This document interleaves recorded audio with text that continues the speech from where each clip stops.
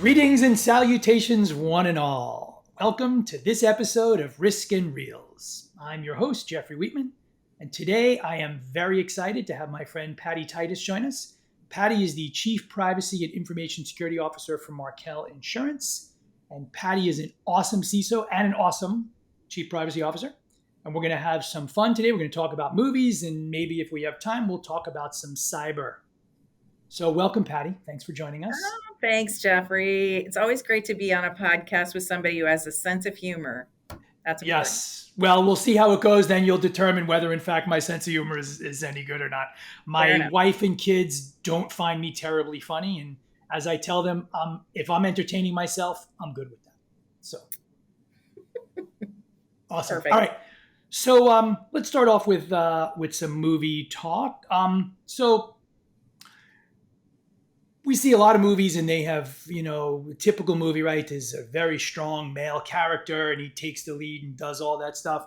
I happen to be a much, much bigger fan of character driven movies, but I like to see powerful women in movies. I think they are underutilized. I think they're underrepresented.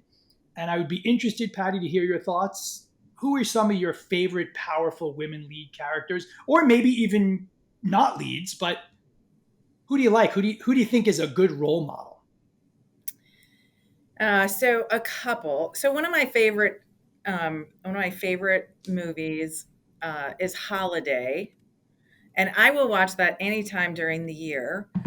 I love Kate Winslet and I love Cameron Diaz, and the two of them play interesting positions and roles in the movie.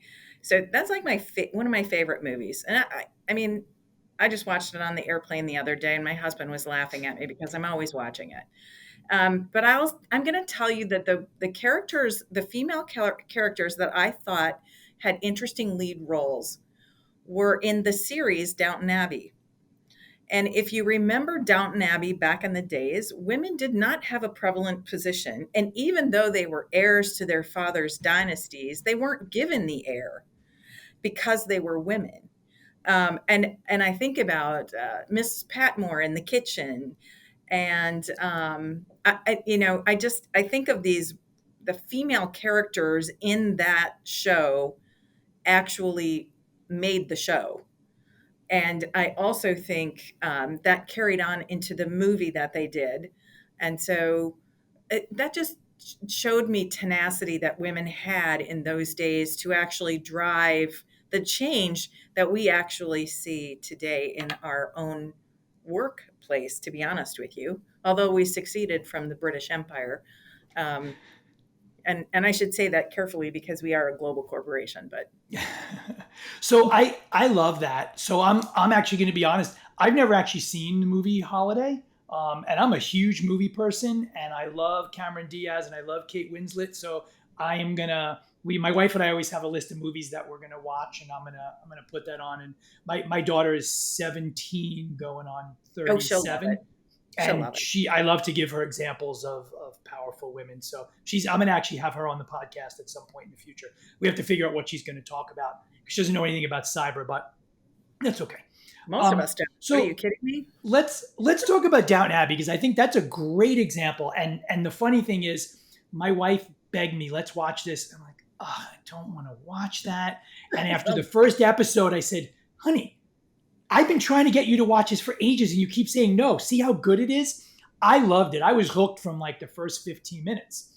And the main female character, right? The whole beginning is built around the fact that she couldn't inherit Yeah. and that she had to go get married. I think that's a great example. And I love Miss Patmore in the kitchen. I thought she was amazing. And the name's escaping me, but the woman that ran the actual house, what was her name? Oh, geez. And I was just Um, watching this last night. Um, I loved her. She was so good. I loved her. She whipped that butler right into shape. It was awesome. and she always did it with dignity and respect. And I think that was an interesting characteristic that many of us wish we could emulate in our work life. Um, but I also love the grandmother who appeared to have these secrets throughout the show that would rear themselves And, the granddaughters would say, try to confront her with it. And she'd say, had little quippy comments like, I'm not going to dignify that with an answer, even if it seemed like she had been, doing something that in those days was considered salacious. So it's just it was such an interesting dynamic. But I thought that the show was very much about a lot of times, a lot of our history that we don't think about. So the voting rights, how the war happened, what really happened during the war to the whole British dynasty and the whole monarchy concept, and how telephones came in and radios came in, and we're not going to have lights in this house. We're going to use candles. And, you watch this change throughout the sequence, and it's fascinating to me, fascinating. And they didn't have to deal with hackers. They just had to deal with marauders and, women threatening, some sort of scandalous comment. Um, and then even Right, to right. Having an affair with the Turkish yeah. ambassador's son or something. Yeah, Yes. And yeah, that yeah, whole, just really interesting dynamics, when you think back about it. And they didn't have to yeah. worry about cybersecurity and encryption. And No, no, but I think that's actually a great transition, right? Because you talk about having to exert um, your strength when not necessarily being allowed or being expected to do that. I mean, you're an immensely successful security and privacy executive. Let's face it, in a field where it's very much male dominated, and I have a lot of CISO friends, and I love working with the women a lot more, I think, because I think a lot of it is about consensus building, right? If you go in feet first, which is typically what a lot of the men leads do. Please don't be mad if you're a man, so don't get angry with me. But I think that a lot of it, and I think especially in the industry you're in Markel, right? It's insurance is an old school industry. It's been around for a long time, and I think you hit on one thing, and I want to sort of use that to build off of is the concept of we do things because we've always done them that way, right? I think there are some great parables that sort of lead into that. So, how do you, as a leader in this sort of super dynamic, ever changing thing, how do you push for that change when people are going to push back and say, well, we've always done it this way. Let's keep doing it that way. So, I'm sure the audience would love to hear your thoughts and experiences on that. um, so I think in most of my life, let alone most of my career, have not handled status quo well. So I went into the military when a lot of women were not in the military. I had the audacity to get married and then pregnant, and was promptly asked if I would like to leave the military. So I haven't done things traditionally, probably because I was the youngest of five kids and there was a survival technique. So I've been doing risk management my entire life and didn't really know it. Surviving as the youngest of five kids has something to do with that. But I think all these little things that happen throughout my career, um, probably built in some obviously personal resilience.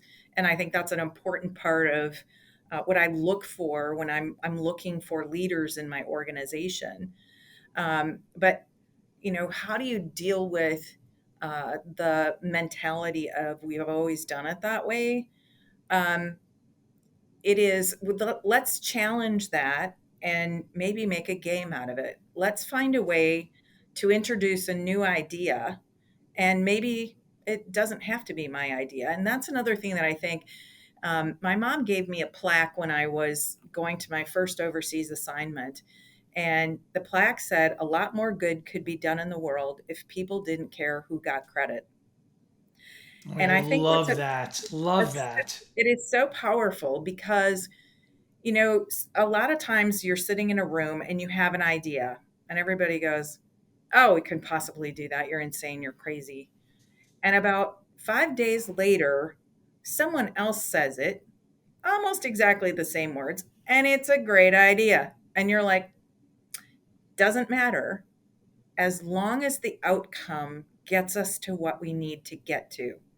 So if we stop worrying about who gets credit and start focusing on what is the outcome, regardless of who gets credit, because everyone in that room knew who said it first. There's no sense of going, hey, I said that first. It's not going to get you anywhere. Let them have the idea. Um, but you planted the seed. Now the problem is you've got to water it. So I think that's the other problem of we've always done it this way. We we have done it this way for a long time, and the unfortunate part is many of us are dealing with the legacy of that, and that's what I call the sins of the past. And those are the legacy systems that weigh down our ability to be digitally enabled or go through that digital transformation. You got all this tech debt kind of hanging around in your pockets, and it causes problems as you want to push forward. So the I don't want to do it because we've always done it this way works to a point. And you kind of have to either artificially create that point. You have to find people that are willing to have a conversation. It's a lot of consensus driven. I love it when you said that before, Jeffrey. Sometimes it means you got to take people out to lunch. You've got to have conversations where they're in a more comfortable, casual environment than sitting in an office in a meeting room with a bunch of Wait, so other people. you eat with people you disagree with? How could you do Heck, that? That's a horrible thought. oh my goodness, it's the best way, right? I mean, that's what we do at Markel, although I call it the 20 pounds I gained when I came here because we do eat a lot. Richmond's a big food city, so if you haven't been here, there's a lot of foodies around here. Um, so going out, breakfast, lunch. I try not to spend dinner with people at work. I try to spend that with family. But, it's, you got to find a place where you can have a conversation and say, hey, I know we've always done it this way and it ain't broken and nobody wants to fix it because it ain't broken, but it's not going to scale. So let's have a conversation about where we want to go and let's back into what the right answer is. So sometimes you got to lead people along with you. And sometimes you have to realize that I like to say certain companies will do things with purpose in mind. They won't do it because compliance is saying you have to do this thing because compliance says I have to. There's certainly things you have to do to maintain compliance and regulatory, but do it with purpose. Like there's why do I want to do an upgrade to a system when I can just leapfrog? Like I haven't upgraded the system in 5 generations. Is it better for us to just not do the 5 upgrades and just leapfrog into the new tech? I mean, there's opportunity to have those conversations. Um, and I think you have to show efficiency and cost savings and managing risk, which is really Right. kind of the primary thing. So it's interesting you say that because one of the things that I've been talking to people a long time, before I came to Black Kite, I was at Gartner for 15 years and I advised colleagues of yours all over. And I always tell them, look, your bosses care about three things: money coming in, money going out, and if something goes sideways, who's getting in trouble? And you just hit all three of those in your thing. And the it's always been done that way. That to me is always such an interesting thing. I used to work with the CISO for a medical device company years and years ago, and she told me a great story. She claimed it as her own, but I have since heard it from a couple of other places. So the family's at Easter dinner, and mom cuts the ends off the ham and she puts it in the pan, and the daughter says, "Hey, mom, how come you did that?"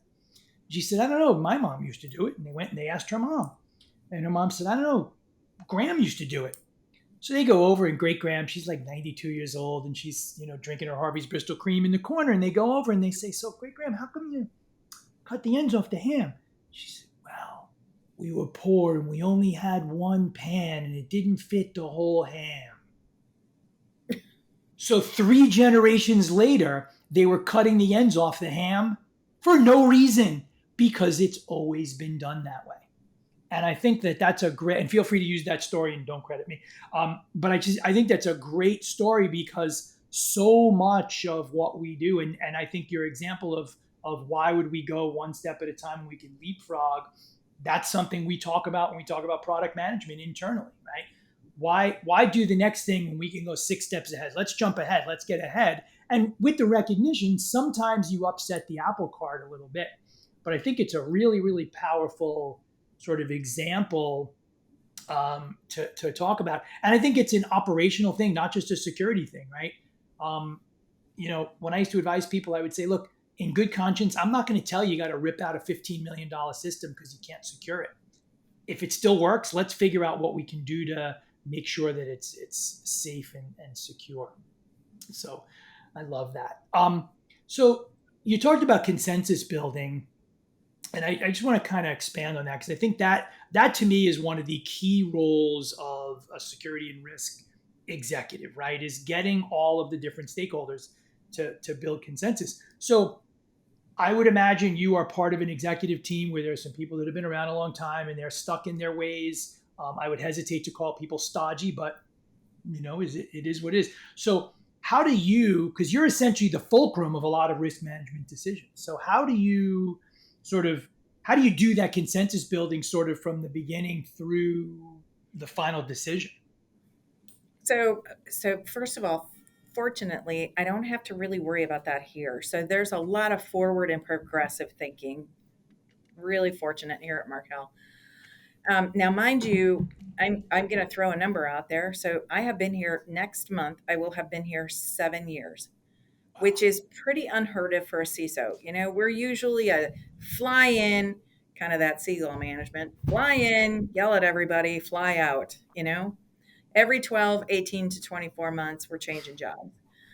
Um, and I will say that the longer you percolate in your job, I think the more effective you can become because you're going to learn the personalities. You're going to know who your stakeholders are.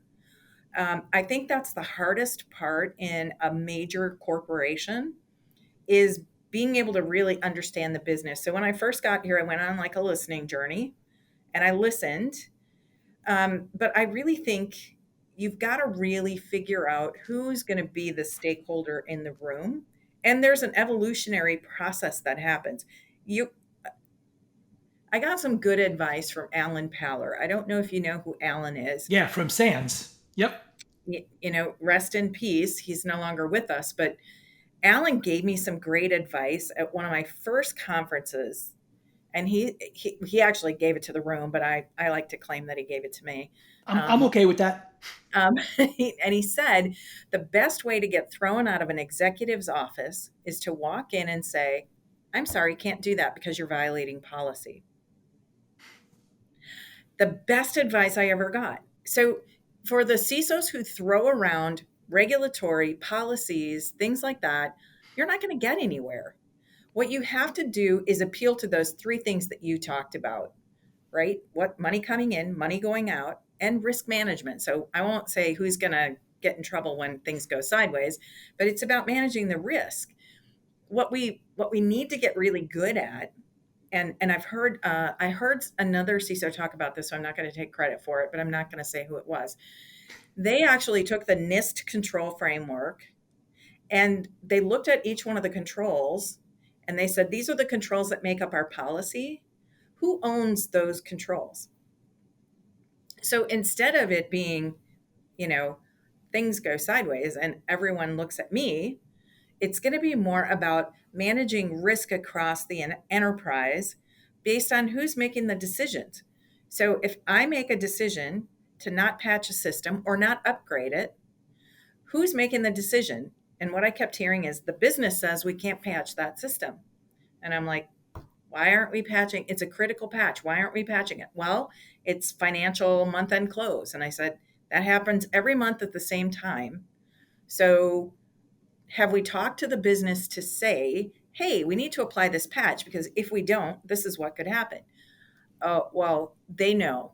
And I'm like, really? Well, I'm going to go talk to that person. And the minute you go talk to that person, they're like, well, oh, it's that? Oh, no, we want to patch the system. So as soon as you start talking to people about the risk and really getting to the person who's making the decision, the conversation completely changes, right? But the hard part for CISOs is navigating who is the person saying no? Who's the person saying, I don't want to do something? And have they been educated and informed about what could happen?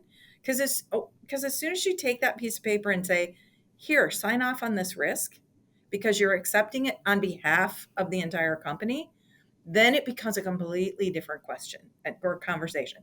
Then it becomes more of a conversation of, oh, well, I didn't really realize how bad that risk was. I didn't really realize that's what I was accepting the risk Right, of. because nobody told them. We're assuming. We're offended and concerned on their behalf without talking to them. Exactly. That's exactly And it. yeah, I love And that. as soon as you have that, and it's really like you're like, we talk about we're not the office of no, we're the office of yes, but. Well, the but is like, are you taking that and going and educating people? Or are you just telling them, hey, you need to patch your systems, you need to change your password?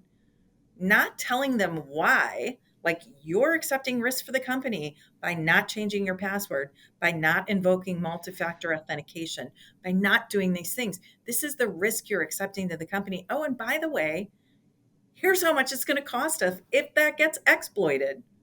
So that's been another problem. We are, CISOs are not quite there yet where we can say, if that thing gets exploited, here's how much it's going to cost us. We're really good at going, catastrophic failure of the network, it's going to cost us $4 billion. $4 billion? Has that Hmm. ever cost anybody $4 billion? No. Well, it did So, cost Equifax $4 billion, but they're about it. yeah, well, yeah, we could have lots of conversations about the who's and the what's, but again, is a ransomware going to cost you $4 billion? Are you really going to be down hard for how many months? What's the cost? You know, be realistic about it. Don't go in with this ginormous number. So do your research. Gartner's got a lot of data. So I love that you work there, Jeffrey. I didn't know that.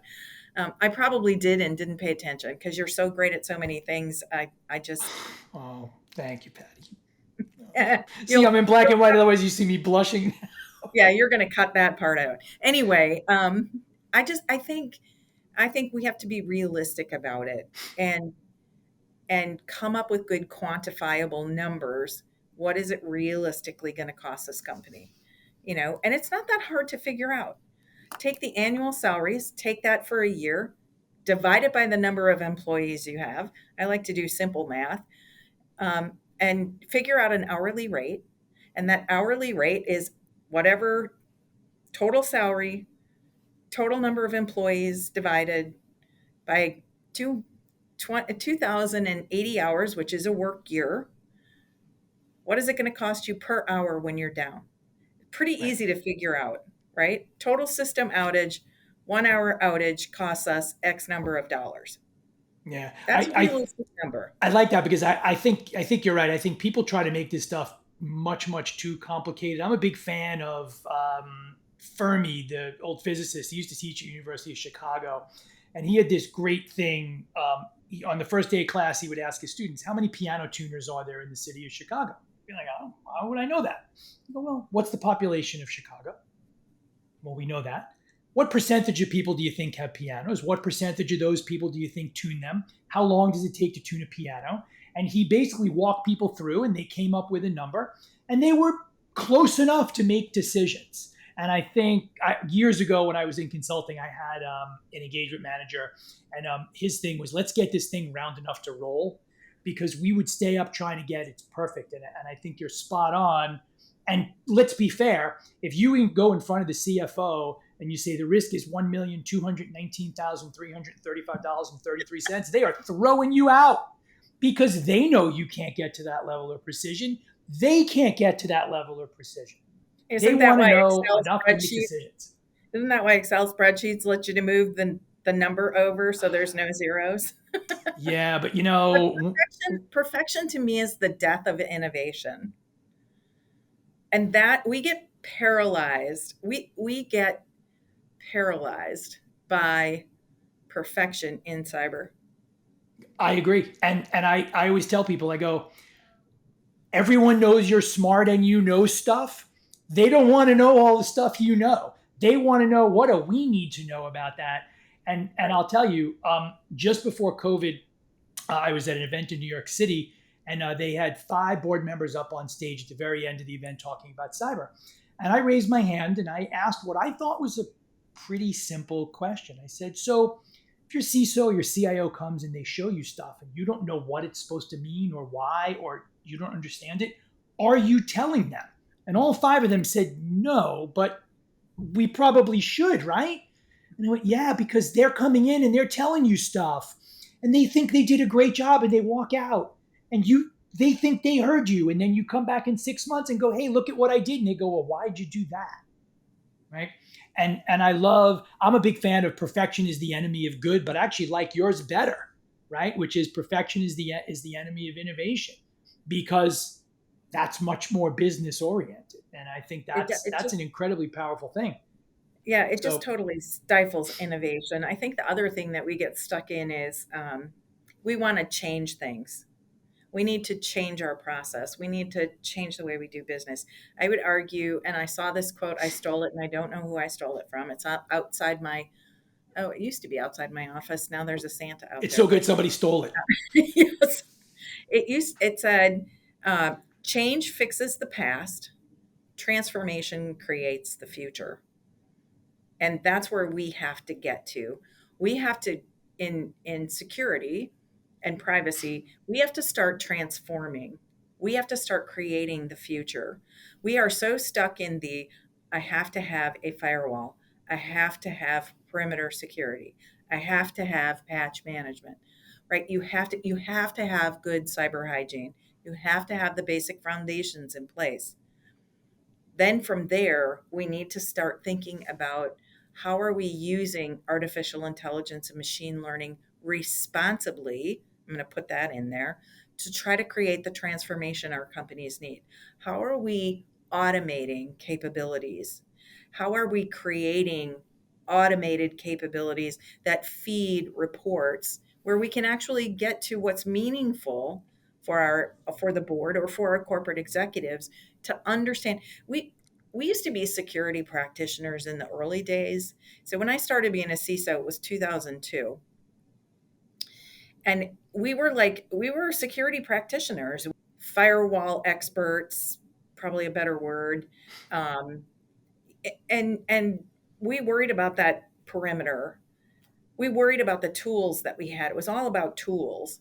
And as as the decades moved on, and fortunately or unfortunately, I came along with it, we are now risk managers. We used Right. to be like security professionals. Now we're like doing all kinds of things. We're looking at business operations and resilience.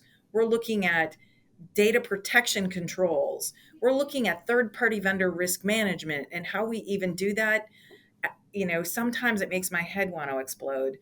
There are so many issues that are out there that we have to think about, where before it used to be just worry about what's inside the moat. And then something happened and we let our parents have access to the internet. And it just kind of all went to hell in a handbasket there.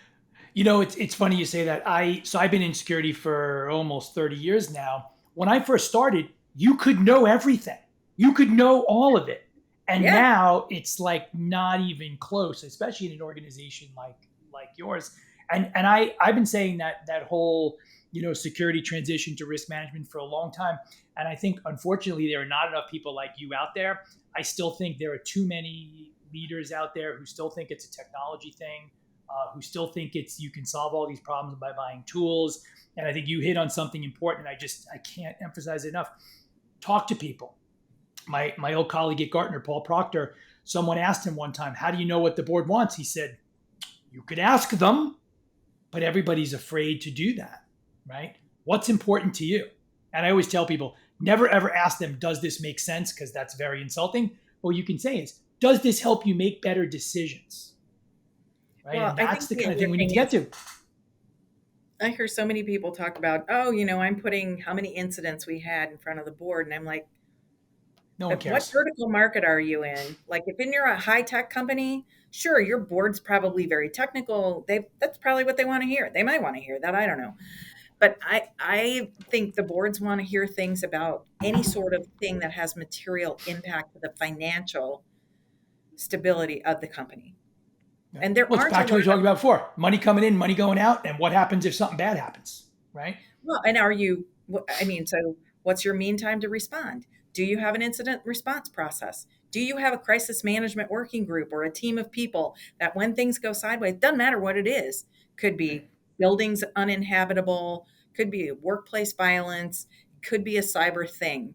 Do you have a group of executives that all get together and then you say, hey, it's this event, you 5 people can go, you 6 people have to stay because you're going to be the decision makers in this, and who's the event commander, who's going to quarterback the whole thing. And for Pete's sakes, the most important part of any incident, who's going to communicate to people and when do we talk to the board, when do we talk to the press, when do we notify our customers? All of that is about communication. It's the one thing we learned during 9/11, Jeffrey. So I was activated as critical staff for the acting secretary of Treasury when I was at the Treasury Department during 9/11. We had practiced every scenario you could think of, except evacuating a major city. We did Right. not practice that. We did not plan for planes to hit buildings. But what we clearly recognized is communication was critical. Our economists being able to talk to the press to calm everybody down. We got Wall Street. We've got the financial markets. It's under control. That was the most important and the most critical thing. And I cannot emphasize that enough to people. When stuff goes sideways, you can practice and practice and practice. But when it all goes sideways and a plane hits a building, all those people who said, I want to be part of the critical team, all of a sudden they were like, I want to go home and be with my family because I don't know what's going to happen. So you end up with a much smaller group of people, which means you can react much faster. But you've got to have somebody that has presence to say, here are the 3, 4, or 5 things we need to do. And we need to do them in some sort of sequence. And someone needs to manage communication. And it all gets into risk management. How are you going to communicate to the board and your shareholders? At the end of the day, is it going to impact your 10K and your filings?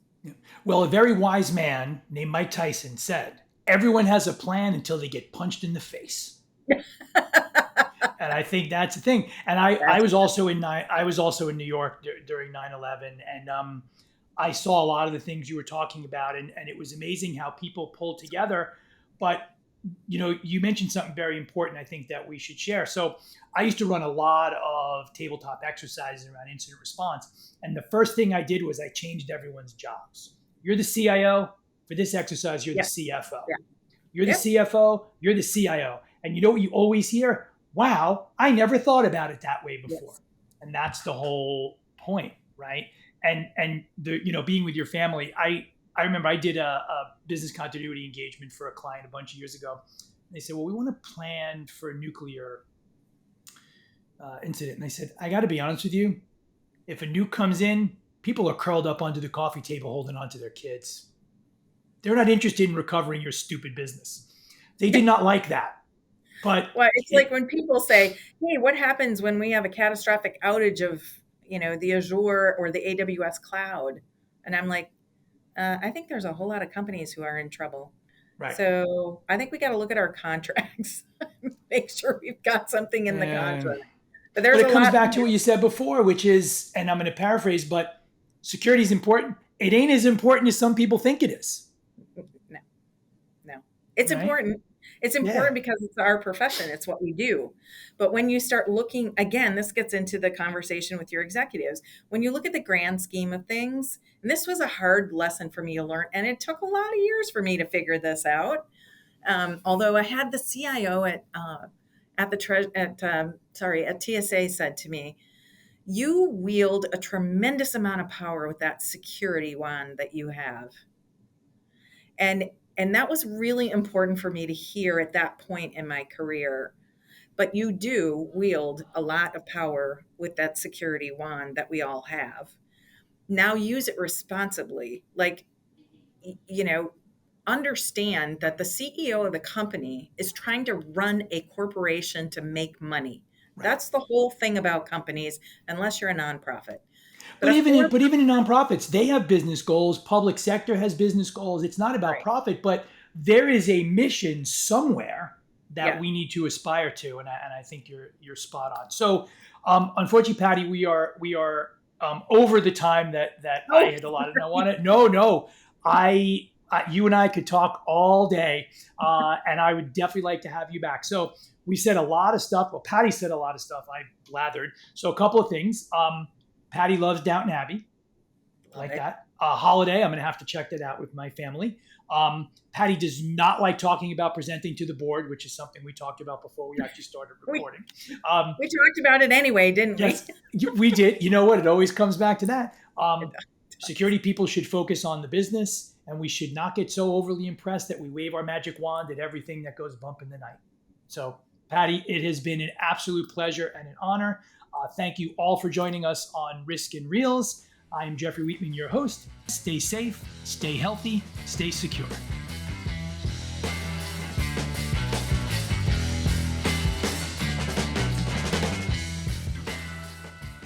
Thank you for listening to Risk and Reels, a cybersecurity podcast.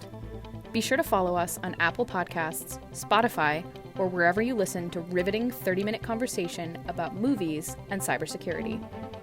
Jeffrey will be on the road this year at some of the industry's biggest events, but you can always find him on LinkedIn and Twitter at Jeffrey Wheatman. This podcast is powered by Black Kite, the only security rating service to deliver the highest quality intelligence to help organizations make better risk decisions.